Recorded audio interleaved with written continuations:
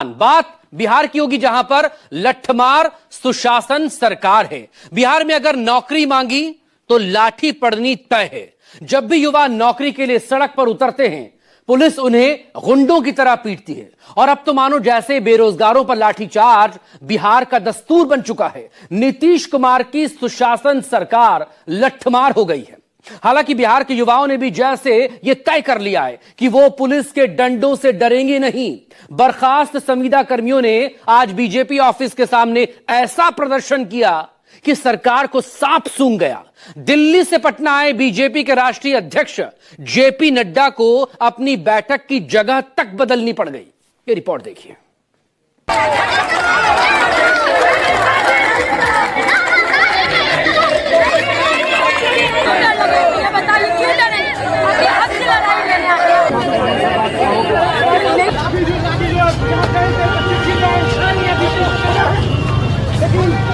बिहार में देश से सबसे ज्यादा बेरोजगारी है। अभी आप लोग वहां से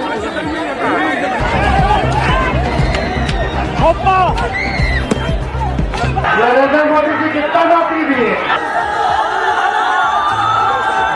देख लो भाई लोग क्या हाल किए हैं प्रशासन हम लोगों के साथ आज। ये सरकार देख लो, यही है हमारी सरकार। भाजपा सरकार देखो, इस देश में युवाओं को रोजगार मिल ही नहीं सकता।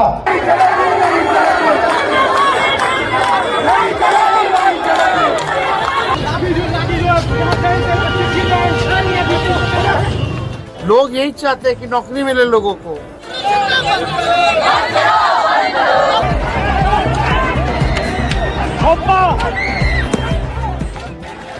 इस बार भी बिहार में खिल जाए कमल। सत्ता पर काबिज रहे डबल इंजन। इसी मंसूबे के साथ बीजेपी के राष्ट्रीय अध्यक्ष जेपी नड्डा दिल्ली से पटना पहुंचे। लेकिन जिस बीजेपी दफ्तर में जेपी नड्डा को चुनाव का गुनागणित बिठाना था, उस दफ्तर के बाहर संविदा कर्मचारियों ने डेरा डाल दिया। प्रदर्शन ऐसा कि बीजेपी नेताओं के हाथ पांव खोल गए। नारेबाजी ऐसी कि सत्ता सख्ते में आ गई।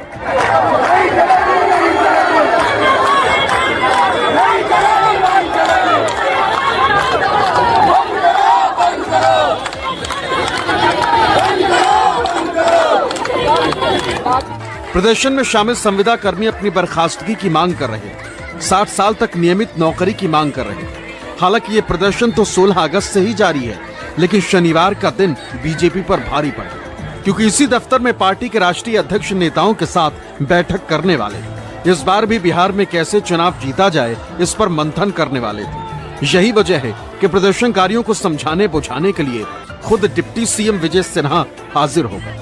लेकिन उंगली दिखाकर बात करने वाला उनका अंदाज प्रदर्शनकारियों को रास नहीं आया और बात बनी नहीं। डिप्टी सीएम और प्रदर्शनकारियों के बीच नोकझोंक भी हो गई।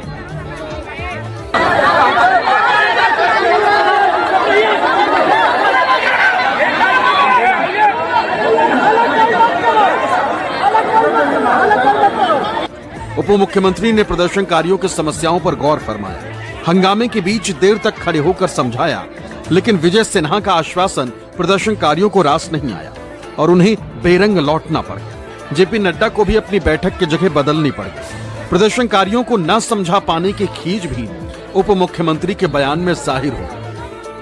हम लोग को जो निकाला गया 7500 कर्मचारी को, उनको तत्काल बहाल किया जाए और हमारी जो मांग है, हम लोग को 60 साल की सेवा नियमित किया जाए। हम लोग को समान वेतन समान काम के अनुसार दिया जाए।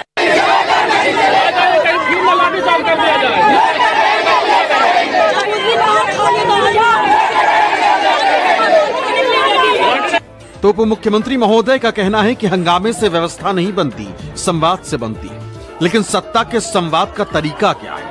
बीते 10 सितंबर को बीजेपी दफ्तर के बाहर प्रदर्शन कर रहे बर्खास्त संविदा कर्मचारियों के साथ पुलिस ने जो सलूक किया, क्या यही संवाद का तरीका है?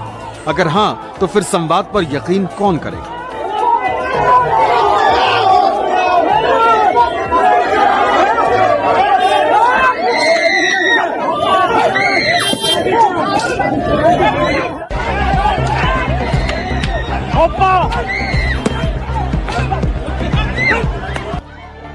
दस सितंबर को पटना के बीजेपी दफ्तर पर प्रदर्शन कर रहे संविदा कर्मचारियों को पुलिस ने गुंडों मवालियों की तरह पीटा, दौड़ा दौड़ा कर पीटा, कईयों के सिर तक फोड़ डाले।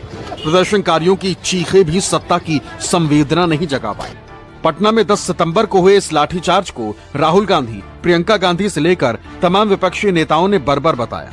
दलील ये कि बिहार में जो भी रोजगार की मांग करता है उस पर अत्याचार होता है। नौकरी मांगने पर लाठी मिलती है। लाठीचार्ज के अगले दिन ही केंद्रीय मंत्री पीयूष गोयल बिहार के भविष्य को उज्जवल बताते हुए पटना पहुंचे। लेकिन तेजस्वी ने कहा कि अगर लाठीचार्ज ही युवाओं का भविष्य है तो फिर इस सरकार को उखाड़ फेंकना चाहिए।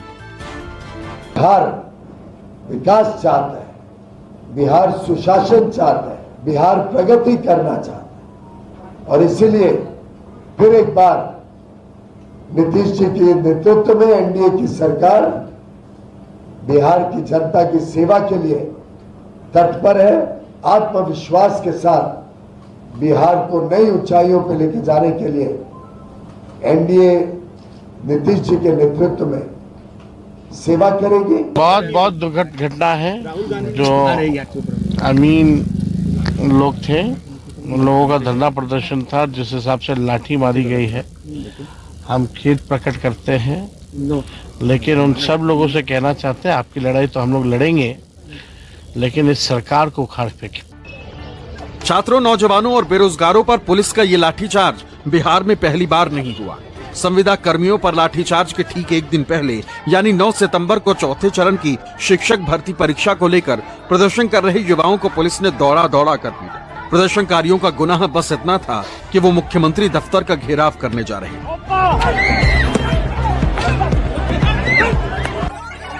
नौकरी मांगना बिहार में कितना बड़ा गुनाह है, ये तस्वीर इसी की बानगी।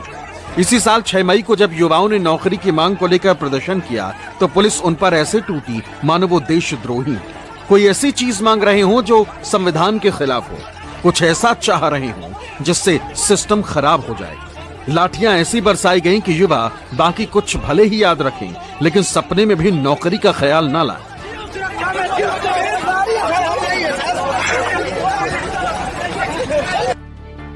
नौकरी मांगने पर लाठीचार्ज बिहार में तो जैसे ये रवायत हो चली। पिछले साल 25 दिसंबर की ये तस्वीर भी रोंगटे खड़े करने वाली, क्योंकि पुलिस बेरोजगारों को दौड़ा कर पीट रही है। ऐसा लग रहा है मानो जो पुलिस वाला बेरोजगारों को जितना ज्यादा मारेगा उसे उतना ही बड़ा मेडल मिल जाएगा। तभी तो पुलिस वाले मीलों तक युवाओं को खदेड़ रहे, जो भी मिल जाए उस पर अपनी ताकत का लोहा मनवा रहे। 24 दिसंबर 2024 की ये तस्वीर देखिए। कुछ पुलिस वाले धरने पर बैठे युवाओं पर लाठी भांज रहे, तो कुछ ठिठुरती ठंड में उन पर पानी की बौछारें कर रहे। निहत्थे नौजवानों के साथ पुलिस का ये सलूक देख युवाओं को कैसे भरोसा होगा कि ये उन्हीं लोगों की सरकार है जो हर साल 2 करोड़ रोजगार का वादा करके चुनाव जीते। डबल इंजन वाली इस सरकार के डबल अटैक ने युवाओं का खून खौला दिया।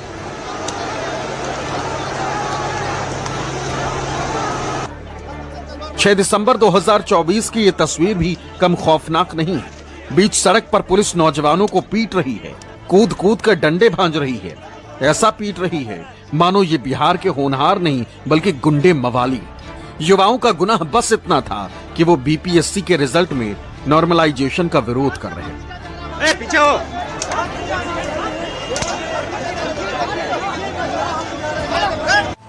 बेरोजगारी और पलायन, बिहार के युवा इस पीड़ा का दंश दशकों से झेलने को विवश है। हालांकि राहुल गांधी बार बार ये कह चुके हैं कि देश का सबसे बड़ा मुद्दा बेरोजगारी है और देश में सबसे ज्यादा बेरोजगारी बिहार में ही है। इसी साल 7 अप्रैल को राहुल गांधी कांग्रेस की पलायन रोको नौकरी दो यात्रा में शामिल हुए। हालांकि सत्ता ने राहुल की यात्रा में व्यवधान पैदा करने की पूरी कोशिश की, लेकिन राहुल ने बता दिया कि वो युवाओं के अधिकार के लिए किसी भी हद तक जा सकते हैं।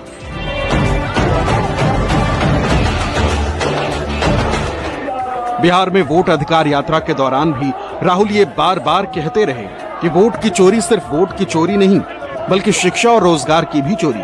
हालांकि इस यात्रा के दौरान भी बिहार में पुलिस ने जगह जगह बैरिकेड लगाए, लेकिन राहुल रुके नहीं, सब लांघते चले गए।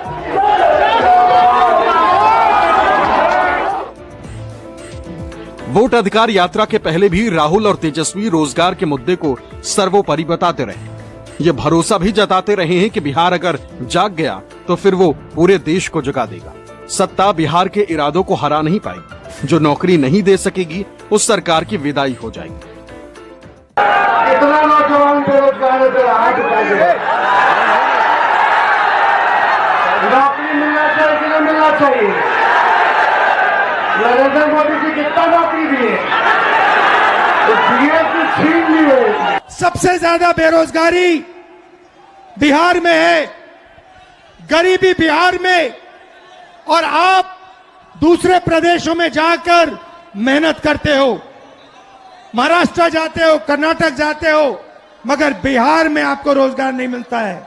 यही हमने बदलना है। भाजपा के लोग, इन लोगों का दिमाग घुटने में है। ये लोग चाहता है कि बिहारी लोग को ठग ले। ये मोदी जी चाहते हैं फैक्ट्री लगाएंगे गुजरात में, अब विक्ट्री चाहिए बिहार में। ऐसा होने वाला है क्या? ऐसे ऐसे ठग लोगों को ये बिहार की जनता उड़ती चिड़िया को हल्दी लगाना जानती है। युवा एग्जाम लेते हो, महीनों के लिए आप पढ़ाई करते हो, क्यों? क्योंकि आप रोजगार चाहते हो। एग्जाम का दिन आता है, उससे पहले पेपर लीक होता है, अमीर लोगों को, कनेक्टेड लोगों को सवाल के जवाब मिल जाते हैं, वो पेपर को एस करते हैं और आप लोगों को हटा दिया जाता है। बिहार की जनता ने ये भी देखा है कि जहां पर युवा पलायन करते थे, उन्हें तेजस्वी ने नौकरी रोजगार देने का काम किया था। इस बार जब तेजस्वी होंगे तो बेरोजगारों का पलायन नहीं होगा, इस बार बीजेपी का पलायन होने जा रहा है। देश में जब भी बदलाव आता है, वो बिहार में तूफान शुरू होता है। यहां से तूफान बाकी प्रदेशों में जाता है। ये बिहार जो है देश की राजनीति का नर्व सेंटर है, यहां से ही शुरुआत होती है। 2020 के विधानसभा चुनाव में भी तेजस्वी यादव ने सरकारी नौकरी और रोजगार के मुद्दे को जोर शोर से उछाला और जनता को ये मुद्दा रास भी आया। हालांकि ये और बात है कि बिहार में फिर से डबल इंजन की सरकार आ गई और रोजी रोजगार का मुद्दा कहीं पीछे छूट गया। लेकिन इस बार शायद ऐसा नहीं होगा, क्योंकि तेजस्वी अकेले नहीं, राहुल भी बिहार के नौजवानों के लिए तेजस्वी के साथ खड़े हो गए।